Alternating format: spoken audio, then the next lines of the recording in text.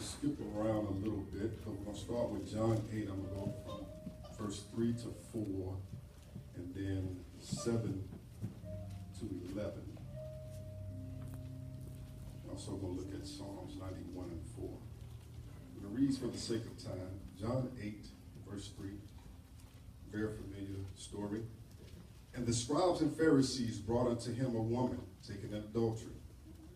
They had set her in the midst, and they had set her in the midst. They said unto him, Master, this woman was taken in adultery in the very act. Verse 7. So when they continued asking him, he lifted up himself and said unto them, He that is without sin among you, let him cast the first stone at her. And again he stooped down and wrote on the ground, and they which heard it, being convicted by their own conscience, went out one by one, beginning at the elders, even unto the last. And Jesus was left alone, and the women standing in the midst. And Jesus had lifted up himself, and saw none but the woman. He said unto her, Woman, where are those thine accusers? Hath no man condemned thee? She said, No man, Lord. Jesus said unto her, Neither do I condemn thee. Go and sin no more. Real quickly in Psalms 91 and 4. He shall cover thee with his feathers, and under his wings shalt thou trust. His truth shall be thy shield and buckler. Out of the word of the Lord, I'd like to minister to you from this subject, truth for truth. Truth for truth.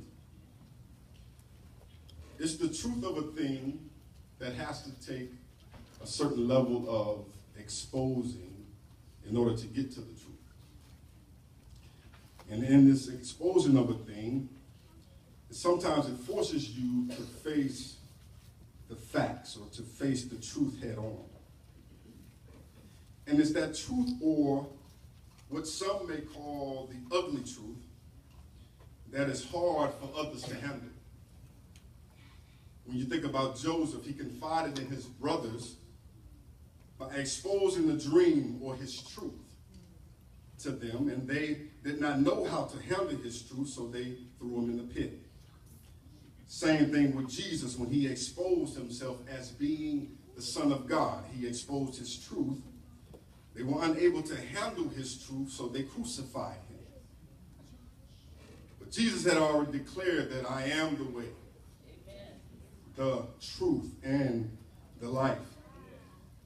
So when it comes to this exposure, the information is hard for others to absorb because people don't want to view you in a different way when they find out your truth. When your truth is revealed, people, understandably so, don't want to view you in a different light. It's like how my wife revealed the truth to me about how she seasoned her rice.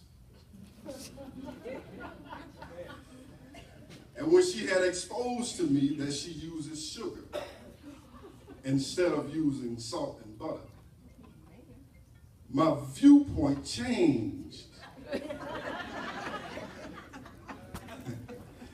Relax.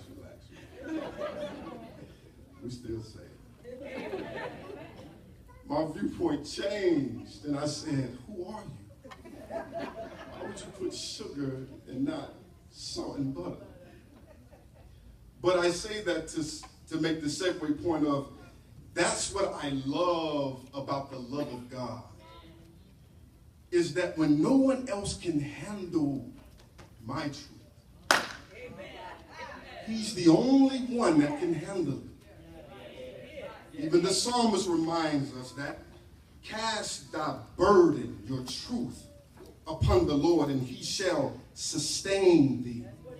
When most people expose or give their truth, it's one step closer to losing your mind. But God said, when you give me your truth, I won't let you lose your mind. I will sustain your mind. I will sustain your heart. I will sustain your walk because you trusted me with your truth. Because he specializes in handling your truth when no one else can. He doesn't get nervous when you've been exposed. That's why I love this particular story of this particular woman in this particular text, because it's amazing how God always setting things up. In this text, the Pharisees and the scribes, they brought her to the temple where Jesus was teaching others.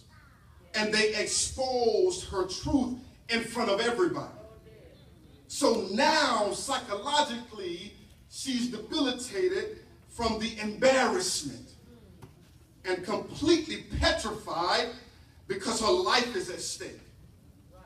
But spiritually speaking, she could not have been in the best place, the perfect timing,